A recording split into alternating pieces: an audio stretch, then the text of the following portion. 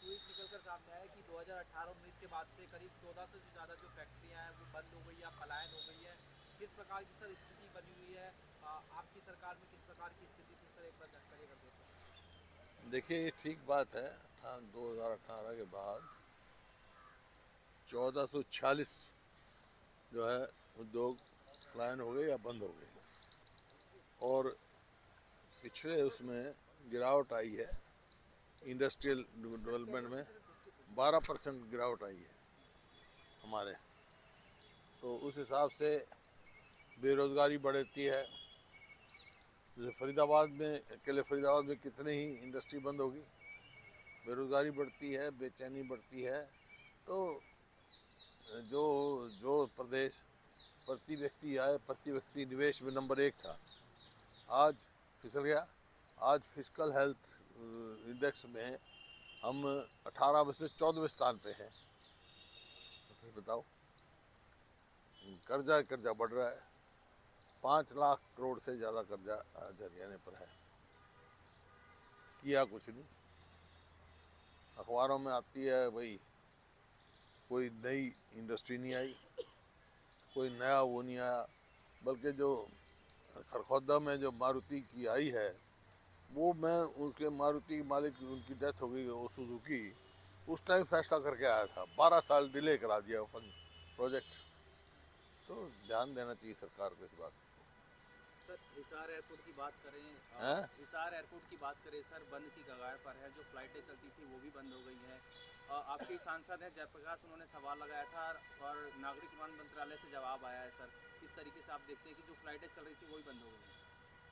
देखिए, जो ये जब डॉक्टर मनमोहन सिंह प्रधानमंत्री थे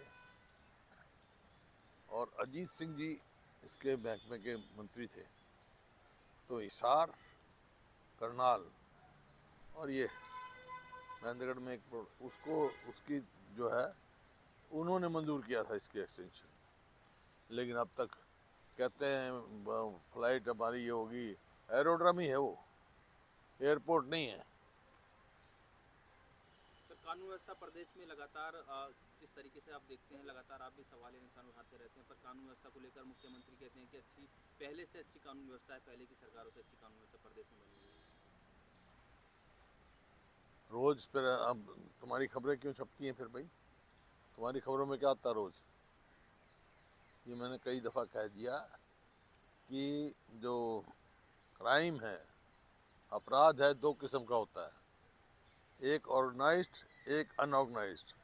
अनऑर्गेनाइज्ड क्राइम होता है मालिक मकान का और किराएदार का झगड़ा हो जाए, टेनेंट का झगड़ा हो जाए, भाई भाई का झगड़ा हो जाए, कोई दुर्घटना घट जाए, एक्सीडेंट हो जाए, ये होता है अनऑर्गेनाइज्ड। ये हर टाइम होते रहते हैं। लेकिन एक होता है ऑर्गेनाइज्ड। ऑर्गेनाइज्ड क्राइम है जो गैंगस्टर करते हैं, ओन करते हैं। अभी कनाडा का वो कह रहा है कोई यहाँ बिश्नोई है, वहाँ बैठा, जेल में बैठा, सब ऑर्गेनाइज क्राइम चल रहा है। हरियाणा में कम से कम नहीं तो 60 ऐसे गैंग हैं जो फरोती मांगते हैं, जो मतलब और लूट करते हैं और ओन करते हैं, फिर भी अब नहीं किया है। ये होता है ऑर्गेनाइज। आज चरम सीमा पर है ऑर्गेनाइज। हर व्यक्ति अपने आप में असुरक्षित है। एक सोशल प्रोग्रेसिव इंडेक्स होता है सेंटर का, गृह मंत्रालय का, उसने कहा है कि हरियाणा सबसे ज़्यादा असुरक्षित प्रदेश है देश में। इसका मतलब हर कोई अपने आप को असुरक्षित महसूस कर रहा है, कोई अपने आप को सुरक्षित नहीं महसूस करता। सर, हरियाणा सरकार के द्वारा ये दावा किया गया है कि जो भी उनके संकल्प पत्र में मेंशन की हुई डेवलपमेंट कार्य थे, उन सभी का लगभग पूरा कर दिया गया है। वहीं बजट की भी बात की जाए तो बजट को लेकर भी मुख्यमंत्री नाथ सिंह सैनी अलग अलग लोगों से मुलाकात करें ताकि जनता का ये बजट हो पाए, यानी बेहतर काम एक भी वायदा पूरा नहीं किया है। इन्होंने कहा था कि 2022 तक हम किसान की आमदनी दुगनी करेंगे। आज कौन सा साल है? आमदनी तो दुगनी करी नहीं, लागत कई गुना बढ़ा दी। उस टाइम डीजल क्या भाव था 2014 में, आज डीजल का क्या भाव है? खाद का क्या भाव था, कीटनाशक दवाइयों का क्या भाव था, इनपुट की कॉस्ट तो बढ़ गई, किसान की आमदनी घट गई। और कोई भी आप देखो, नाम देते हैं स्कीम का, ये लाडो लक्ष्मी इन्होंने चलाया, और आप उनका घोषणा पत्र उठा के देखो, उसमें ये था कि हम 2100 रुपया सबको देंगे 18 साल से ऊपर से महिलाओं को लेके जो पेंशन नहीं लेते हैं। उसके हिसाब से 85 लाख महिलाओं को मिलना चाहिए इनको, लेकिन आए तो और उसको कानून छाट दिए भी 1 लाख रुपया जिसकी आमदनी होगी वो घट गया।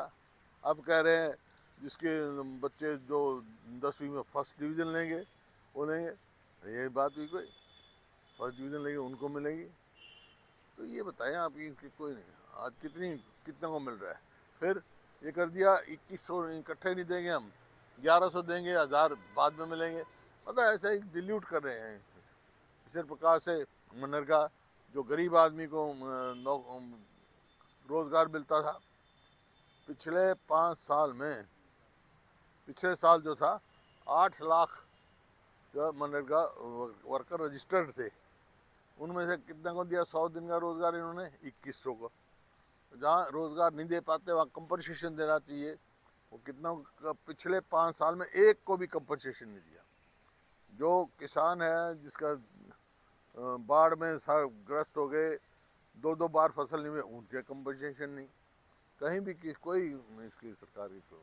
सर, हरियाणा सरकार बजट को लेकर तैयारी कर रही है, इन दिनों लोगों से कंसल्टेशन कर रहे हैं मुख्यमंत्री। आपको बतौर मुख्यमंत्री, पूर्व मुख्यमंत्री, क्या कहना चाहेंगे, क्या एक्सपेक्टेशन है आपकी बजट से? कुछ नहीं, कर्जा बढ़ाएंगे। और भाई आप बताओ, आप हरियाणा से ताल्लुक़ रखते हो ना, जब देखते हो सारे हरियाणा में घूमते हो, ये पिछले 5 साल या 10 साल में कोई नया प्रोजेक्ट आया? जो बल्कि प्रोजेक्ट थे सैंक्शन, यहाँ इंटरनेशनल एयरपोर्ट वो गया, रेल कोच फैक्ट्री सोनीपत में हो गई, यहाँ से तो उठ के जा रहे हैं। नेशनल डिफेंस यूनिवर्सिटी जो पहली बननी थी देश में, और कहीं बन गई, और वहाँ की वहाँ खड़े हैं। कोई बताए तो सही, वही लेके आए हम। किन क्षेत्रों में काम करना चाहिए सरकार को, आपकी क्या सुझाव है? क्षेत्रों में करना चाहिए, इंडस्ट्रियल बननी चाहिए, रोज़गार बढ़ाने चाहिए, और किसान की आमदनी बढ़ानी चाहिए, किसान के हित की काम करना चाहिए। सरकार ने कोई जनहित का कोई फैसला नहीं लिया। सर, 3 जिलों में निकाय चुनाव होने, नगर निगम के चुनाव होने, कांग्रेस से किस तरीके की तैयारी सर भाजपा लगातार बैठ के कर रही है? तैयारी है, पूरी तरह से तैयार, लड़ेंगे, जोर शोर से लड़ेगी पार्टी। सर, आप लोगों का प्रशिक्षण शिविर चल रहा है, वहीं 21 प्रशिक्षण शिविर चल रहा है, 21 तारीख को राहुल गांधी भी आने वाले हैं, क्या कुछ चीजें रहेगी, किस प्रकार से राहुल गांधी के आने से कितना उत्साह कार्यकर्ताओं के अंदर? नहीं, प्रशिक्षण हो रहा है। जिला कांग्रेस के जो अध्यक्ष बने, बहुत साल के बाद जो हमारा संगठन बना है, जिला कांग्रेस के अध्यक्ष बने हैं, उनकी ट्रेनिंग हो रही है, क्योंकि सारी बात होगी, मैं भी जाऊंगा वहाँ, मैं भी बोलूँगा। एक्सपर्ट्स बुलाए हुए हैं, वो इकोनॉमी के, और वो वहाँ बताएंगे, समझाएंगे।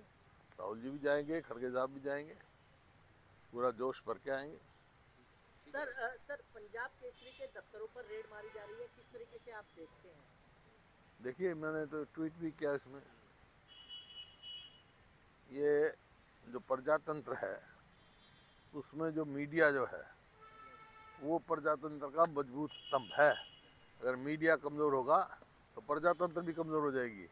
जिस प्रकार पंजाब केसरी प्रमुख समाचार पत्र है पंजाब में, यहाँ हरियाणा में भी जाता है, सब जगह जाता है, तो जिस प्रकार से वहाँ की जा रही है, कहीं बिजली का कनेक्शन काटा जा रहा है, कहीं पुलिस बिठा दी है, ये गलत है सर, ऐसा काम नहीं करना चाहिए सरकार। सर, राव इंद्रजीत सिंह ने कहा है कि हम सरकारें बनाते हैं कि वाजिब इनाम नहीं मिलता है। राव इंद्रजीत सिंह ने कहा कि हम सरकारें बनाते हैं मगर उसके बदले वाजिब इनाम नहीं मिलता है। तो उनसे पूछो क्या इनाम नहीं मिला।